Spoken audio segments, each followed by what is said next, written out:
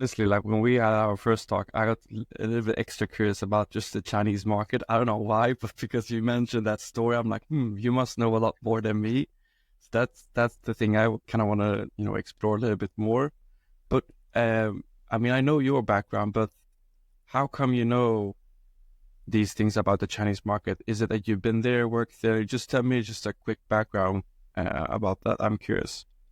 Yeah, I mean, probably a few things, but first and foremost, like I had this opportunity in 2011, and I worked in Seoul for almost 3 years, and then I came back to Australia and worked in some other positions here, and then I ended up going back to Seoul, setting up an agency there at that point in time, and I always thought that South Korea was really at this sort of tipping point of sort of being a country not many people knew much about to really being a country that started to lead things on a global stage. And you saw all the mobile technology come out of there. And in a lot of ways, I think they were a lot more advanced than what I was seeing in the Western world at that point in time. So I've always kind of been curious around that since I had that experience. And then I sort of moved back to Australia after my second stint in Seoul for a few years. And then I joined Access about 2 years back, and kind of was a moment where I was able to use all my knowledge and previous experience in Asia, and I sort of felt like again I was on the forefront of a new wave. The Koreans sort of led the first wave, and now I feel all the things happening and innovation is coming out of China. So it's been really good to kind of plug into that and almost get a bit of a glimpse into what's next for the rest of the world from China this time. So yeah, just Yeah, through those different experiences, it's kind of led me to here. nice. But also, what's the future? What have you seen? I guess in South Korea and China. Like, what are the things you think will come to the West world, if you can call it that? Yeah, I mean, aside from having the most credit cards per capita in the world, that's South Korea. So let's not hope that's the future I'm talking about. But I think it's just it's a country that they've had huge economic success, and a lot of that has enabled kind of investment in technology. And I think there are both of those countries are somewhat more advanced from a tech infrastructure perspective, but it's also the way people look at technology is different because it's been able to create this economic miracle in both instances. So I think there's just a natural sort of openness to adopting new technology and jumping on board, but also from a population size point of view, specifically with China, I think it enables kind of the country to kind of come together and work towards a common goal. So, I think there is an openness to technology that's different. There's probably a need from a population size point of view. There's certainly a need from a language and translation perspective as well. And ultimately, I think these countries are getting really good at innovating, right? I think for a long time we looked at both of them as sort of creating, replica products, or, Samsung at one point was a copy of a Nokia or an iPhone, and now they've kind of got, defined their own path from an innovation point of view. And you're seeing the same thing in China now when it comes to automotive and many other categories as well. And I think it's just a nature of, a country kind of, digging out of, essentially poverty at one point and, sort of really arriving as a new sort of innovation powerhouse on a global stage. So, yeah, it's really been fascinating. I think it's a combination of different things, right point in time as well. Yeah, I think, like you said, I think now we are copying them. 100%, yeah. So the things that I see now, and I mentioned to you last time we spoke, is actually, you can sit in a restaurant in Shanghai, and you want a bottle of wine to go with your meal, and you'll jump on TikTok as the natural behavior, and you'll actually find influencers or social sellers within a 1.5 a couple of kilometers radius, and they'll actually do a sale from TikTok. They act as the retailer of sorts, and they'll deliver it to your restaurant table within 15 minutes, which is just incredible, right? And it's not even just placing an order. You'll be able to get advice from this person on the meal you're about to order and the tasting notes and how it all comes together. So that one example just kind of blew my mind as like, wow, this is far ahead. But do you think, is that even possible to adopt and take that to, I guess, I don't know, US or Australia or Europe? Yeah, I mean, my last business was with Folly. So we were a 15-minute grocery startup. So we were doing literally that alcohol and groceries delivered in 15 minutes through dark stores. And operationally, that was really, really difficult because of, Australia is a different geography and the US is very similar, right? There's just less population spread further out. So that's a really hard business model to make profitable, which is why I've moved on from that. But also, that was a business born out of COVID. And I think during that time, the unit economics of a startup like that made a lot of sense. But, I think ongoing, it's the same challenge that we haven't been able to solve in this country for a long time is density. But you're seeing players like Amazon are starting to solve that with technology. So I believe it can be done. It's just a matter of time. But I think probably what's more relevant right now is this disruption of retail happening at a influencer or at a grassroots social level. And I think that's something that we're going to see really quickly as the next wave. So this is, right now, if I work with many brands and I kind of run multiple brands, my options for selling those brands in the past have been, sell directly to a consumer through a website, or it's wholesale through a retail store. And that normally means I'm giving 50% of my, my margin of my sale to a retailer. And you would do that because they have high foot traffic. They're a trusted brand that people want to buy from. So that sort of, that price point made sense. But where we think things will change is, that same margin that would only be reserved for a big box retailer in the past, we'll start to see that, being offered to influencers, that also have that trust and also have, rather than football call, also have an immediate audience that you can tap into. So I think that shift is starting to happen. You're seeing a little bit of a takeoff in the US right now with things like TikTok Shop that are starting to disrupt this space, and what would have traditionally been a 7 to 15% affiliate deal is now being a 20 or 30% offer, to an influencer, or even, a micro influencer, to kind of help get that product out there. And we think that'll just, we believe that'll just accelerate from here. Yeah. Do you think, I had a call about this TikTok Shop and everything before. Do you think brands are a little bit scared of being too hooked into these marketplaces, if you can call it that, and not really control the data, the consumer? I get a feeling like sometimes they just want their own Shopify because they can see everything, the data, they control everything. Obviously, they are kind of dependent on Meta, but like, what's your thoughts on that? I know probably going more towards like TikTok Shop, similar platforms, but do you think there's a risk there for brands? I do believe there's a risk, but I think it's a risk reward calculation, right? So at the moment, you look at the cost of acquiring on Meta, and the cost is just compounding and going up year on year, and that's becoming almost untenable to continue to pour money in. It only really works if you're a subscription model or your margins are that great that you can sustain that, because the cost of acquisition is high. So it's very common with an e-commerce brand to have almost a loss or a break even on your first sale. You're not actually profitable until you've got that repeat subscription. So I think, of course it's great to have access to your own data, but, obviously just the cost to acquire now, particularly on Meta, is quite prohibitive. So that's one factor. And then, I think if you're a brand that's looking for growth, or if you're a brand that, is sort of already, kind of tapping out or maximizing in the channels that you have, where do you go for new growth?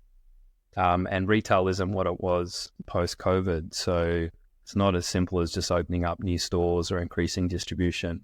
So I think TikTok is the natural place to go for that. And you're seeing, return on ad spend can sometimes double what you're getting on Meta. And from a TikTok Shop point of view, yeah, there is a reluctance. A lot of brands haven't driven in. I think they're scared of the regulatory issues that are happening. Who's the future owner? They're scared of, getting caught up in a PR crisis where something's happened with consumer data. But I mean, certainly what we've seen as well, there is a bit of a playbook. If you can look at China and where they've landed, at some point in time, yes, it's very open now. You can drop on and you can do fulfillment yourself, and you can, trade and transact on TikTok. But I think the end game is it's a closed network, right? Where you're Yeah. forced to sort of use their distribution and supply centers, and then they control it, right? They'll control, the transaction fee that you'll need to pay. They'll have they'll set the terms when it comes to what those fulfillment costs are as well. So yeah, I think it's too hard to ignore. Like, you shouldn't ignore it. You should jump in because it is an obvious source of growth that a lot of brands are struggling to find right now. But I think you don't want to go all in as the only strategy. It's certainly a smart thing to do is diversify. Yeah, yeah. But what is so if you can tell us just the landscape right now in Asia when it comes to this, the future, you say, like we have these market, what's the like how do they even consume? How do they buy products? You mentioned live shopping. Tell me a little bit more, like how do they buy today? Yeah. So, I mean, I can just going to go back and just let you know how it played out. So, originally it was very much a WeChat driven market. And, I think you had what was known as sort of a social or reseller, essentially, right? So brands are going to communities or groups of people who are trying to build their own. And they were essentially selling through, small personal networks via WeChat. And that was the first dynamic. There is a social network, you may not have heard of it. It's called Little Red Book. And that sort of exploded onto the scene probably, I don't know, between 2015 and 2020. And that became almost a social platform for shopping.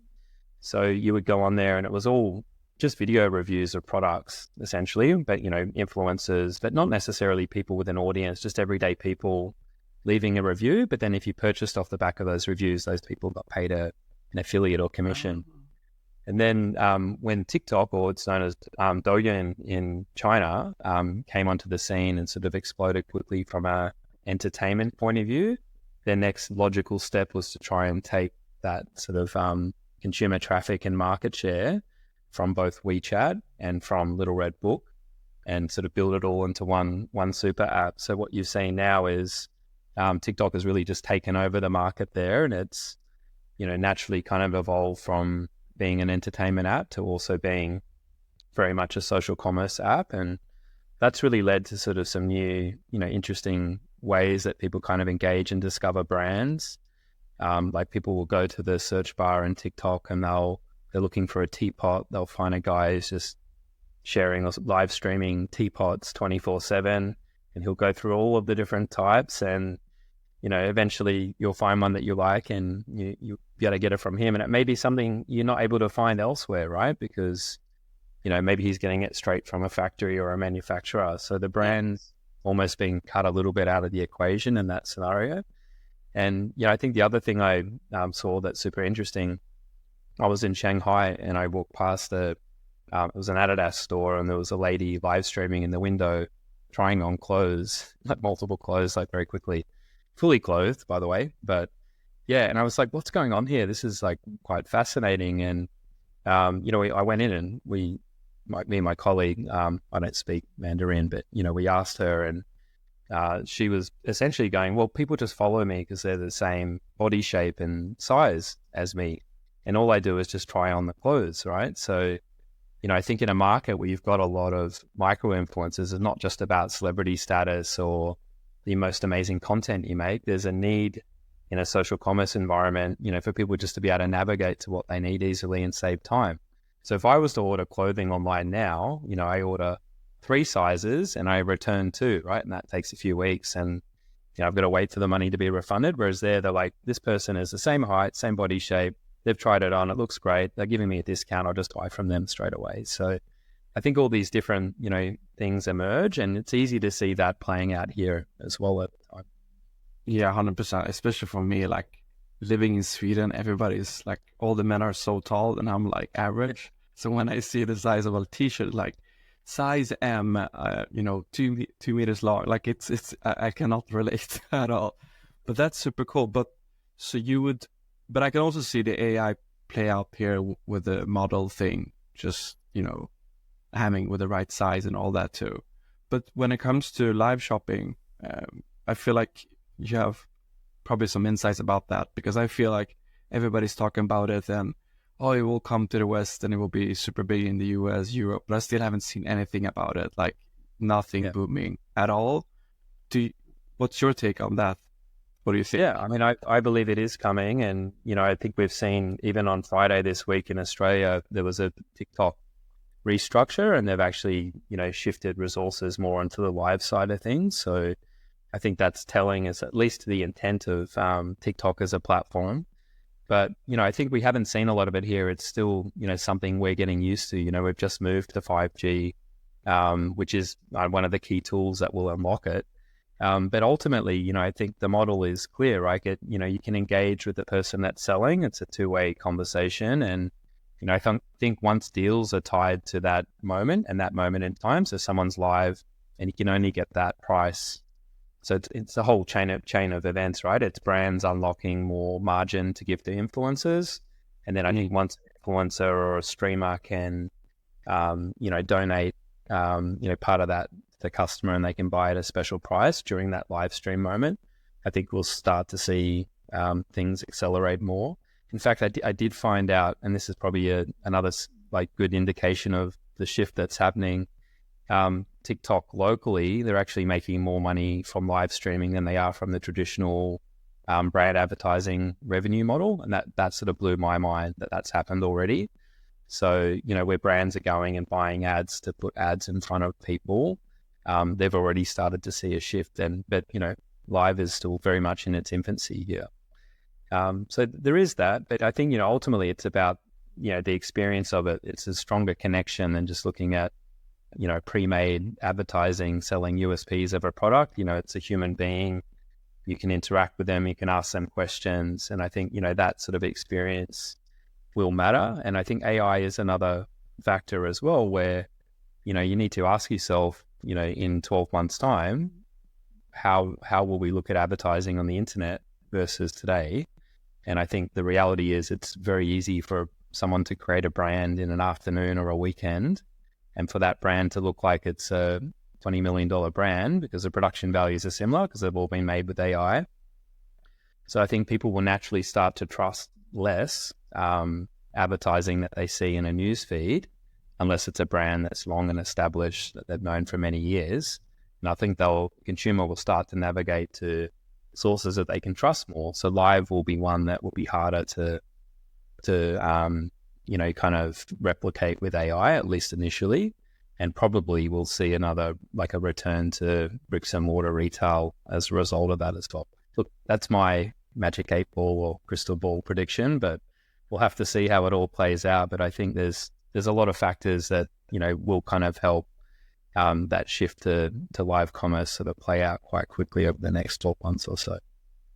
No, but I think it makes sense. Like you said, if anyone can create multiple ads, just run them and everything is very efficient, it will feel just like selling on me. But it's hard to kind of if it's a human, it feels more just real and it's probably higher trust. So a human talking about the product is just high credibility than just checking ads that have been running and being created 100 times over and over again with different hooks. It's like UGC when it's very scripted. Maybe 2 years ago, everything worked with UGC, but then when everything feels scripted, you see same things again, everybody's replicating each other, you would just feel I know this is just an ad. I won't go in here and buy. There's no way to convince me. But then you need to change it. And I feel like you said, live and live shopping. The thing I'm now thinking is there's no way to. It will always be very authentic. It's hard to kind of script it too much. If it's live, you cannot, fix it.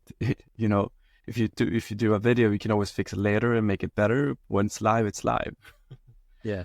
It's kind of funny in some ways because the TV shopping networks that we all, have moved away from in the last few years, it's sort of somewhat going back there in a lot of ways.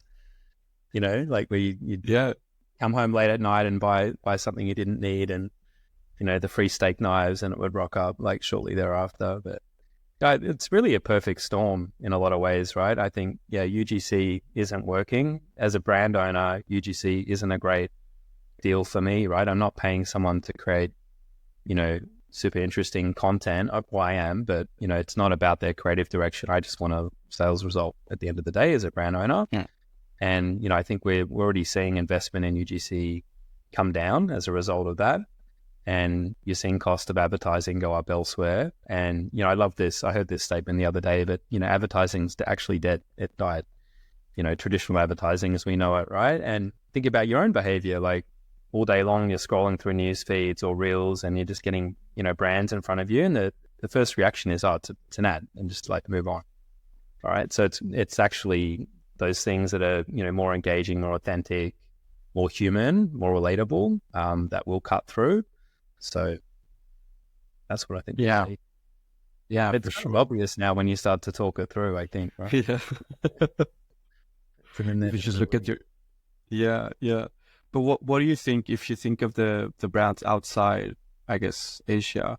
What are the things that you want brands to adopt from like the Asia market? What are the things like live shopping, maybe something, but anything specifically that you see the Chinese brands are doing that's great, we should just adopt it and just do the same thing but in our market? Anything that is easy to quickly replicate and get results from, anything you've seen, anything you would recommend brands to kind of copy? Yeah, there's the role of brand, I think, is becoming lessened, and that's probably not news that anyone wants to hear. But particularly now we're in essentially a global recession, and people are looking for more value purchases, and I think that's where you've seen.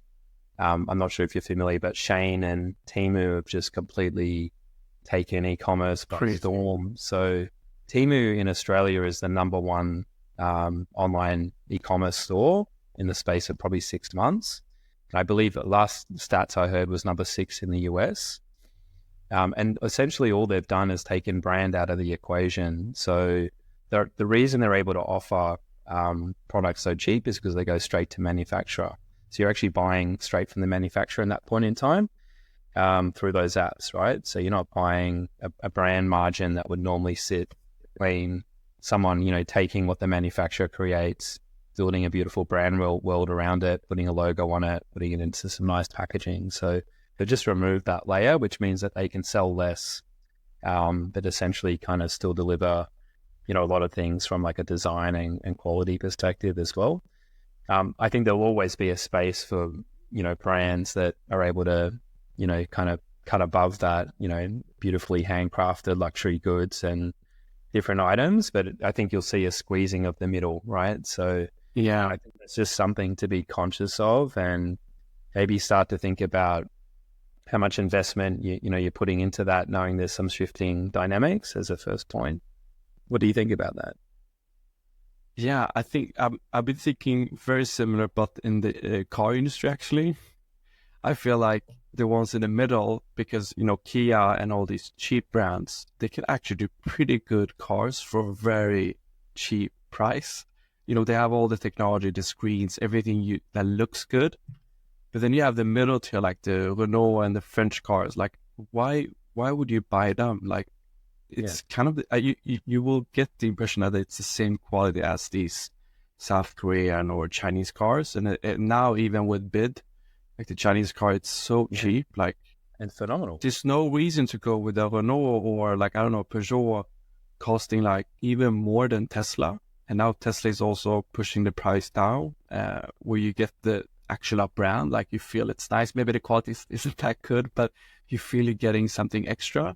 And then I think that BMW and Porsche and all those above, they will always stay with a higher price because there's no reason for them to drop. So I've been thinking about that too. Like you will have the low price H&M or Temu, like it will just be transactional. You just need something now to solve a problem for 3 months or whatever.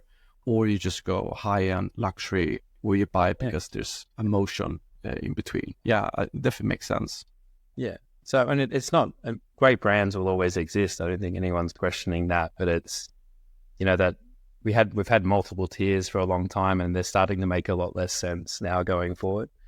The other thing I'd say is like, from an advice point of view, like I think, a business model is built around, it's built in a very traditional way because you allocate money in a traditional way. But the dynamics are shifting, right? So the dynamics are shifting in terms of it's not just taking, 8 to 15% of your budget and putting it into advertising.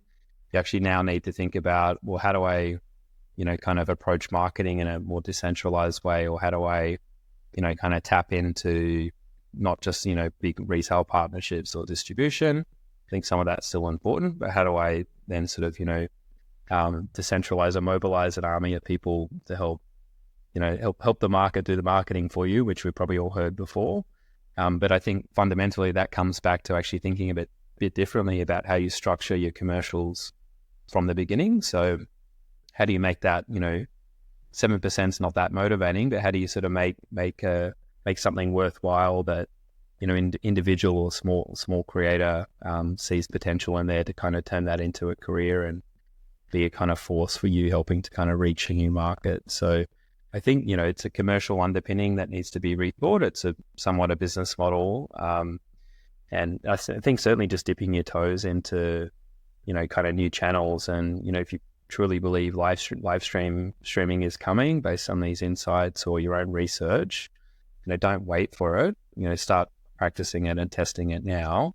And obviously the early bird gets the worm. I've always learned this, being first on Snapchat back in the day, there's definitely kind of the spoils of the fruits of being early in terms of, getting extra growth and also having the platforms or individuals kind of support you more as well because you're one of the first there. But once it's kind of crowded, it's more expensive to play and the market power shifts a bit more either to the platform or to the creators. Yeah. But if you want to jump early on specifically live streaming and all that, what's the easiest way to do it now? Which platforms should you start with, test? What's the process to easily get going? Yeah, I think it's incredibly easy to do, to be honest. So, I think you can go on any of the platforms because it's not sophisticated now in terms of brands and what they're doing. So the opportunity is already there.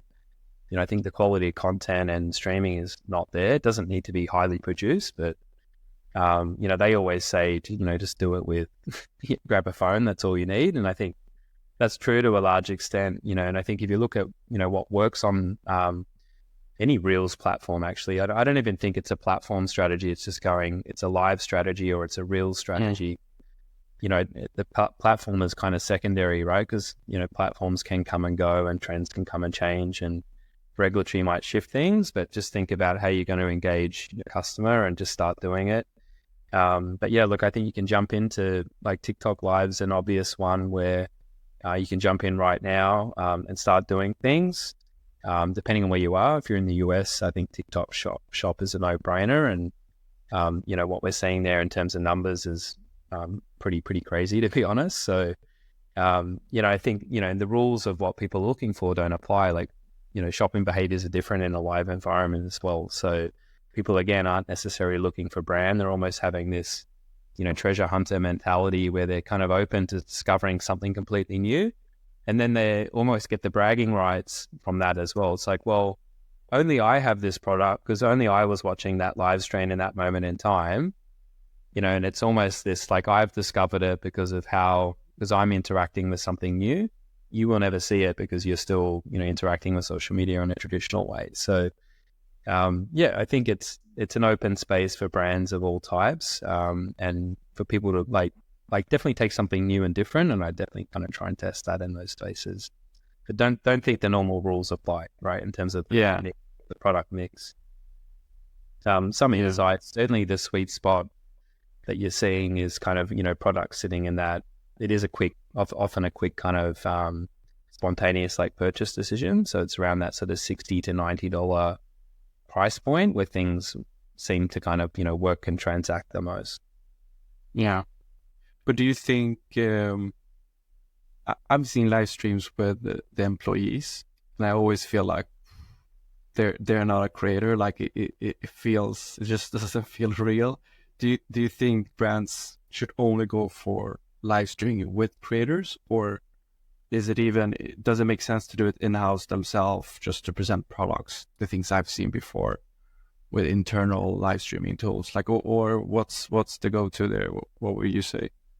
I think it's similar to social media content as it is today, right? And I think there's good examples and bad examples of both. But ultimately, people want something that's authentic, and it's usually more authentic if it's delivered by a third party. In terms of them sort of leaving an opinion, it's easier to trust. Usually, if it's a third party, again, if advertising's dead, if it's someone that's at a company speaking about it, that's advertising, I'm afraid. So I would sort of kind of preference the strategy on third parties as much as possible. And even better when it's like genuine, genuine reviews and genuine opinions. And I think we try not to do that. Let's let people come in, discover the products, and share their own views. And often, something that will convert is something that might, also mention a few of the down points as well. So I think if we try and control the narrative too much, it is about letting go and letting the market, just setting up the right framework for the market to do the selling, and then, let the market do it in a way that's feels natural to them from a content point of view. What do you think will happen if TikTok gets banned? Or you probably will. What's your thoughts on that, just as a final point? I'm not sure it will. I think it will, they'll find a way. But again, I try not to look at it in terms of platform. I just look at it in terms of just broader trends. And I think AI is not going away, and there's many players in that space. Right now you can go live on any platform, right? You can go live on YouTube, Meta, Facebook, Instagram, TikTok, even X. So, I think someone will always rise up to fill the gap if there is one. So yeah, that's kind of my prediction. Yeah. Let's see what happens. Yes, what's your going here? I think, it's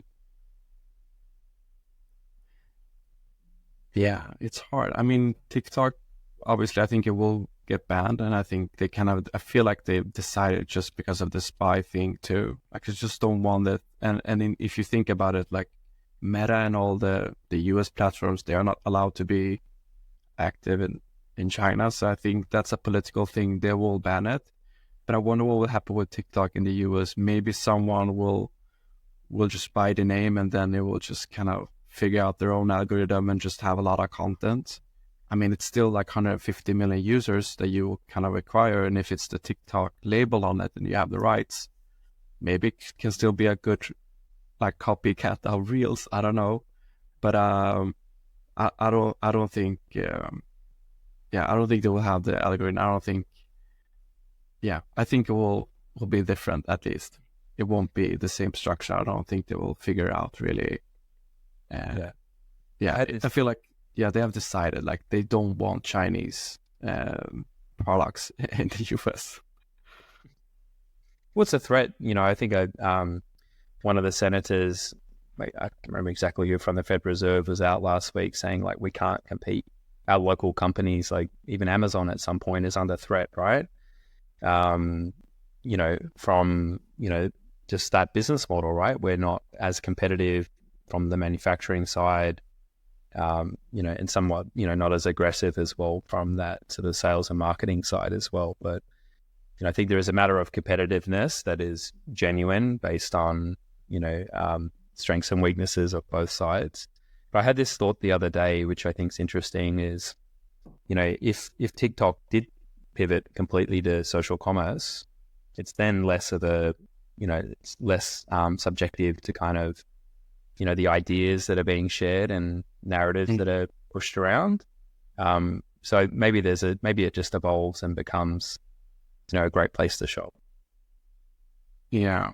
Let's see what happens. I feel like Amazon's dream would be to have the TikTok part, like the whole entertainment part. Now the more I think, like TikTok is probably the perfect platform. They have entertainment and the commerce part now. Yeah. Well, and maybe I feel like who knows? yeah.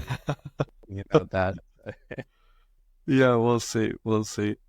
But Josh, it was really nice talking to you. I feel like we have a fun conversation, and it will be super interesting to follow just this year. I think it will happen a lot with all the new trends and how it will play out in Europe and US and Australia. But yeah, it was nice having you on. Thanks for having me. It's been great.